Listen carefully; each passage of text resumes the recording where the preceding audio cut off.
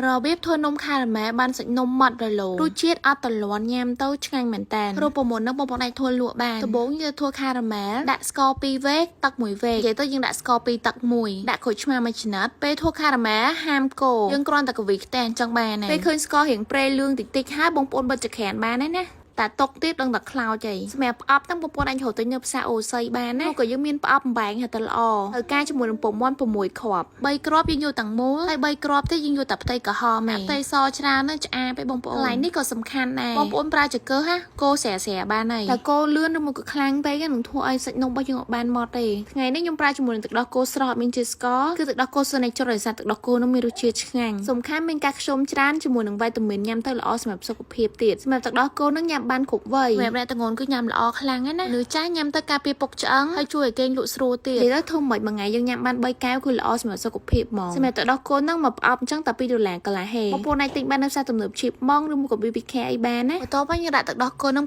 700មីលីលីត្រជាមួយនឹងទឹកដោះគោខាប់2វែកកន្លះស្ករ2ស្លាបព្រាបាយរូបមន្តហ្នឹងគឺផ្អែមល្មមឆ្ងាញ់អត់ផ្អែមខ្លាំងក៏អត់សាបពេកដែរខ្ញុំប្រើទឹកដោះគោអត់មានជាតិស្ករណាដាំទឹកដោះគោហ្នឹងហាមពុះខ្លាំងឲ្យទឹកដោះគោយើងរៀងក្តៅអ៊ុនៗគឺបានហើយតោះមកយើងដាក់ទឹកដោះគោចូលពងមាន់ហាមដាក់ពងមាន់ចូលទឹកដោះគោធ្វើអញ្ចឹងគឺខូចហ្មងតោះមកបងប្អូនប្រើកត្រងប្រហែល2-3ដងអីពេលត្រងហ្នឹងបងប្អូនចាក់ស្រាដែរបានហើយកុំឲ្យមានពពុះច្រើនបងប្អូនឃើញអត់និយាយទៅឡងម៉ត់ល្អខ្ញុំធ្វើនំខារ៉ាមែល10ដងរូបមន្តខុសគ្នាទាំង10តែរូបមន្តមួយនេះខ្ញុំមានអារម្មណ៍ថាឆ្ងាញ់ខ្លាំងមែនតើខ្ញុំអត់ប្រើក្លិនវ៉ានីប៉ុន្តែឈ្ងុយឆ្ងាញ់ណាស់ឈ្ងុយក្លិនពងមាន់ជាមួយនឹងទឹកដោះគោពេលចាក់ហើយបើសិនមានពពុះបងប្អូនយកសាវាគាចាញ់ណាហើយកែវបំបែកនេះខ្ញុំអត់ដាក់ខារ៉ាមែលខ្ញុំធ្វើឲ្យអូនកូកាគាត់ញ៉ាំសម្រាប់ឆ្នាំចំហុយហ្នឹងគឺខ្ញុំបើកទឹកពុះស្រាប់ហើយពេលទឹកពុះហើយបងប្អូនបន្ថយជាមួយនឹងក្តៅតិចបំផុតហើយយើងដាក់នំចូលណាចង់ឲ្យបានសាច់នំម៉ត់ដល់ពេលចំហុយបងប្អូនដាក់ក្តៅតិចមែនតើហើយបងប្អូនឧស្សាហ៍បើកកុំោបខ្ញុំចំហុយ45នាទីគឺនំឆ្អិនហើយក្នុង45នាទីនេះខ្ញុំបើកកុំោបប្រហែល 4-5 ដងអីហ្នឹងណាបើសិនជាបងប្អូនចំហុយច្រើនជាងហ្នឹងទៀត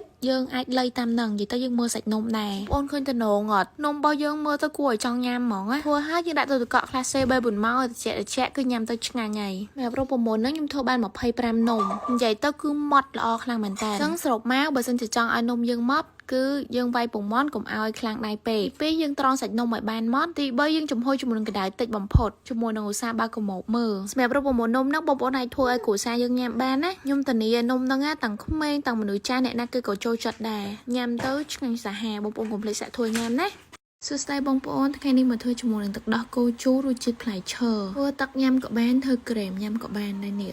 ផ្លែឈើខ្ញុំគឺមាន strawberry kiwi ជាមួយនឹង passion ដំបូងខ្ញុំលាង strawberry ឲ្យស្អាតសិនមកផ្អប់នេះគឺខ្ញុំទិញ10000ណាបងប្អូនលាងវាឲ្យស្អាតបើសិនជាមានម៉ាស៊ីនក្លុកបងប្អូនដាក់ចូលក្លុកហ្មងបើខ្ញុំមានដែរប៉ុន្តែខ្ញុំចង់ធ្វើឲ្យបងប្អូនមើលថាយើងអាចច្រាំបានណាបើសិនជាអត់មានម៉ាស៊ីនសម្រាប់ kiwi ក៏ប៉ុន្តែខ្ញុំចង់ទិញពណ៌បៃតងឯងតែច្រឡំទិញពណ៌លឿងបងប្អូនដោយសារបានសួរអ្នកលក់អញ្ចឹងបើចង់ស្អាតដែរបងប្អូនទិញពណ៌បៃតងឲ្យមានច្រើនពណ៌ kiwi ហ្នឹងគឺខ្ញុំធ្វើ2ផ្លែ passion នេះគឺខ្ញុំទិញកន្លះគីឡូសម្រាប់មួយចានគឺខ្ញុំដាក់ស្ករ3ស្លាបព្រាក៏អាស្រ័យលើផ្លែឈើយើងដែរបើសិនជាផ្លែឈើនឹងផ្អែមស្រាប់ហើយយើងដាក់តែ2ស្វាក៏បានដែរហើយខ្ញុំកូរឲ្យសព្វសម្រាប់3មុខផ្លែឈើហ្នឹងផ្លែឈើណាក៏ឆ្ងាញ់ដែរបងប្អូនបន្ទាប់ពីកូរហើយយើងយកទៅឆឹងឲ្យវារៀងខាប់វារៀងម៉ត់ជាងហ្នឹងណាបងប្អូនបើសិនជាមានថង់ច្របាច់គ្រីមបងប្អូនអាចដាក់ដូចខ្ញុំបើអត់មានយើងអាចដាក់ក្នុងដបក្នុងចានក្នុងអីក៏បានដែរហើយយើងដាក់ក្នុងទូទឹកកកមួយយប់សិនណាសម្រាប់ទឹកយីអ៊ូហ្នឹងគឺខ្ញុំមានទឹកដោះគោខាប់2យីអ៊ូ4ផ្អប់ជាមួយនឹងទឹកដោះគោស្រស់2លីត្របូយើងចាក់ទឹកក្តៅអ៊ុនៗចូល1400មីលីលីត្រយើងអាចយកទឹកសុទ្ធណាដាំអ៊ុនៗហើយយើងយកទៅធ្វើណាទឹកដោះគោខាប់នេះខ្ញុំដាក់2កំប៉ុងហ្មង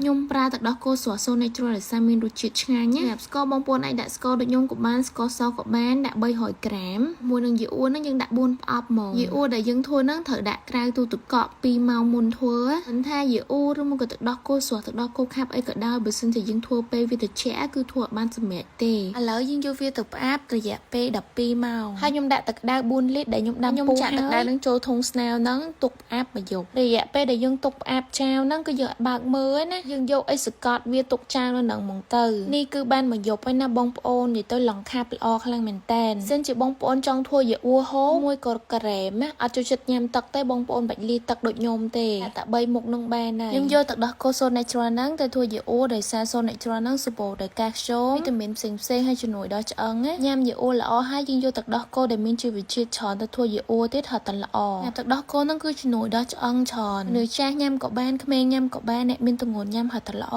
សំខាន់ទឹកដោះគោស្រស់ហ្នឹងគឺមានរសជាតិឆ្ងាញ់ស្រួលញ៉ាំអត់មានសារធាតុរក្សាទុកបានទទួលស្គាល់ពីក្រសួងហើយបកអូស្ត្រាលីសុទ្ធហ្មងទឹកដោះគោស្រស់ហ្នឹងគឺមានលក់នៅម៉ាតគ្រប់ទីកន្លែងឬមួយក៏បងប្អូនអាចកំងតាមเพจគាត់បានណាឥឡូវយើងដាក់ផ្លែឈើចូលដំណាមកបងប្អូនសម្រាប់ដំនេះគឺខ្ញុំទិញនៅផ្សារអូស័យបងប្អូន10ត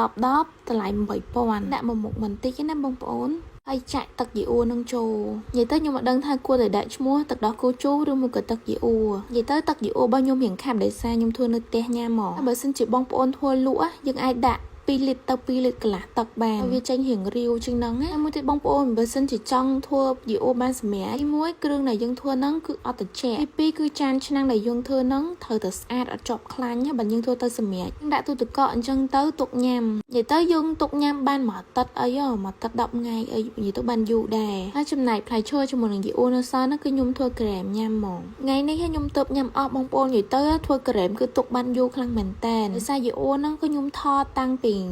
ដើមខែធ្វើក្រែមញ៉ាំក៏ឆ្ងាញ់ធ្វើទឹកញ៉ាំក៏ឆ្ងាញ់ដែរឥឡូវខ្ញុំមកចាក់ញ៉ាំឯណាបងប្អូននិយាយទៅយើងញ៉ាំជាមួយទឹកកកបានឆ្ងាញ់ណាបងប្អូនឃើញអត់ឡងខាប់ហ្មងនិយាយទៅរសជាតិជូរផ្អែមគឺឆ្ងាញ់ខ្លាំងមែនតើហ្មងហើយខ្ញុំចូលចិត្តជាងគេគឺរសជាតិ strawberry ជាមួយនឹង passion ហើយពេលធ្វើញ៉ាំអញ្ចឹងបងប្អូនប្តីខ្ញុំសួរធ្វើលក់អត់ដោយសារឃើញឆ្ងាញ់ពេកបងប្អូនកុំភ្លេចសាកធ្វើញ៉ាំណាទៅនេះមកឆ្ងាញ់ហ្មង